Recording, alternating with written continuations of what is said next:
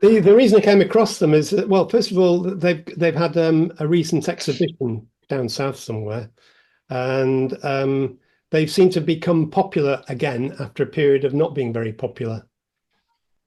They were both born in the 19th century, towards the end of that. And Arthur Lett Haines was actually in the in World War One, and it left a big impression on him. And this was the exhibition that I came across. Morris is celebrated mainly for his flower paintings, and some still lifes, but he also did some portraits and landscapes as well. Whereas Lett Haines became known as the British surrealist, but Morris is by far the most popular of the two. They famously met on Armistice night in 1918 and spent the rest of their lives together. They spent most of the 1920s traveling from France to Italy and Germany, looking at European modernist art and enjoying Paris in the 20s, and met a huge number of artists and writers. Don't you think that's a fabulous photo? I just think they look terrific. I love Arthur's hat on the right. They just look really impressive pair to me. So they set up a school, which was the East Anglia School of Art, or Pictures and Drawing. And this is a collage I like to do of Morris's paintings. You can see there are lots and lots of flowers, and he specialised in irises, which I will come on to later. He was actually quite an important horticulturalist. One of their students was Lucian Freud, who you all remember. He's incredibly popular, Lucian Freud. But this is a picture of him. Yes, it was by Morris. When he was about 19, he attended the East Anglian School of Painting. What Freud said of Cedric taught me to paint, and more important, to keep at it. He didn't say very much, but let me watch him at work. These are some of his paintings. I got that.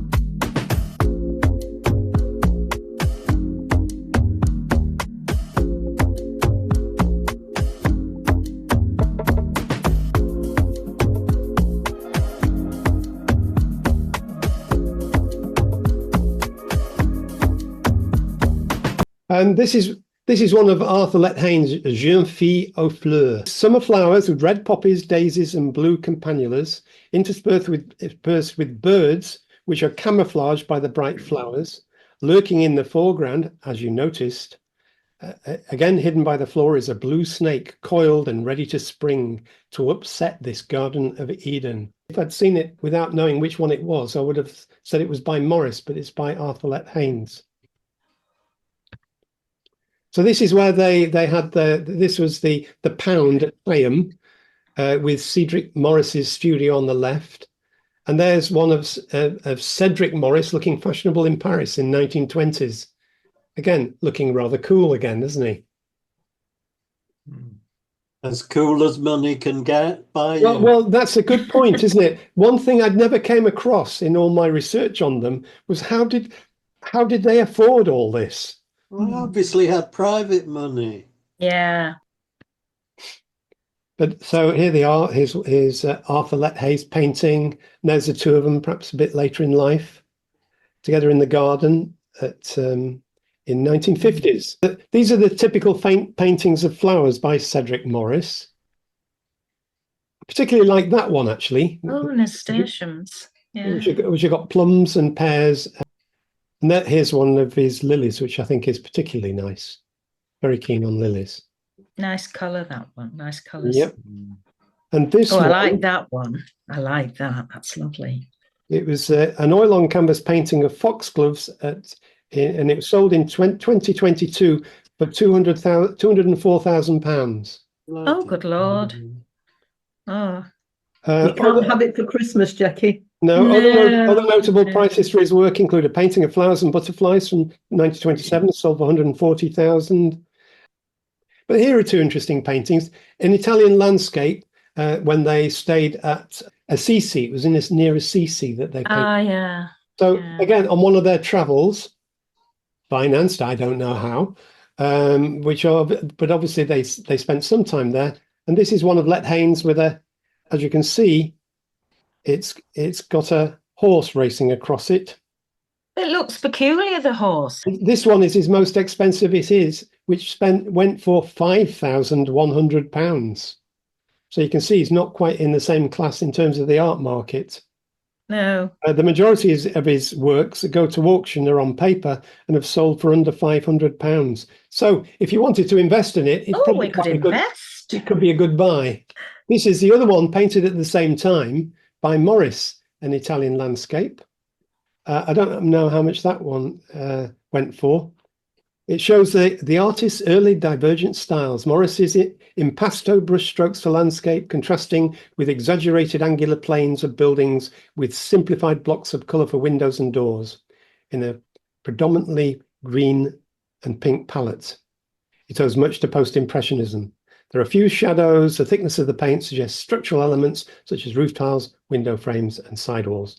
So which of those two do you prefer the best? The Morris or the Lett Haines? Not keen on either of those. I think I like that one best, really. I But prefer that one, yeah. It's more interesting. It is, and the colours are interesting, but kind of not warm, are they? You'd expect more warmth. No. Florilegium of Sir Cedric Morris, and it's the exhibition only just stopped. We've just missed it. If you were wanting to go to it. Morris propagated the Benton End bearded irises, now held in the National Plant Collection. And this is it was your last chance to see it on November the 3rd, and the various paintings of irises. Now this is now this one I really like. It's called Cabbages. I think it's funny. Sorry. And that one has sold for the most of any of his paintings. £153. It's an abundance of the fruits of the natural world. The four huge cabbages dominate the foreground, the primary protagonist of the painting. The supremely exact representations of the flowers and cabbages and the fantastical sit alongside one another. Morris brings both the products of both of his extraordinary garden and his fertile imagination to bear. This one was done in the 1930s, and it is vintage Cedric Morris. It's everything he does best. So I like here that. we have a Crown Imperial fritillary, this great blousy yellow plant.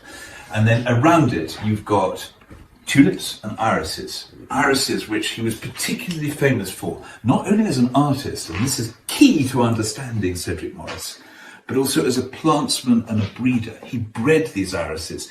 He produced the most fantastic variety of colours, rather like mixing paint. In fact, the artist and the plant breeder are utterly intertwined. Went and studied art in Paris in the 20s.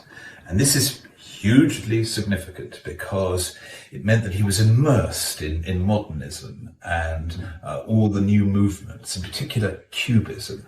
And he moved to Suffolk, where he could be most happy. Why? Because of his joint loves of plants and painting. That's partly because of texture, because he gives things, the background and the various inflorescences and flower heads, a three-dimensional, almost sculptural quality.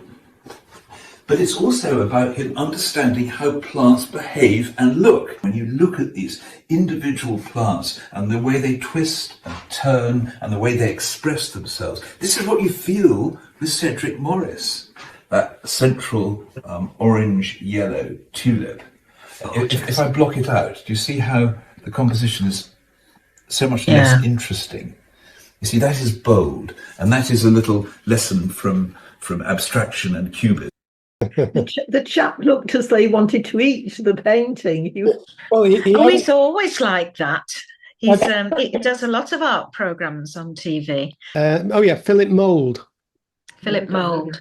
Yeah, I liked about it, or was fascinated by, was his kitchen. It just looked like an aristocratic kitchen, slightly simple, and obviously his third home anyway, so that's okay. It started off with that photograph, and I thought they look really cool, and decided I'd just investigate them. And it is interesting the way in which the art market helps form attitudes towards things, and you see them as investments, not just as works of art. So whenever I'm looking at an artist, I always see how much their works of art go for, see what the art market thinks of them. Okay. Thanks, Bernard. Okay. Yeah, thank you, Bernard. Yeah, Have a good Sunday, everybody.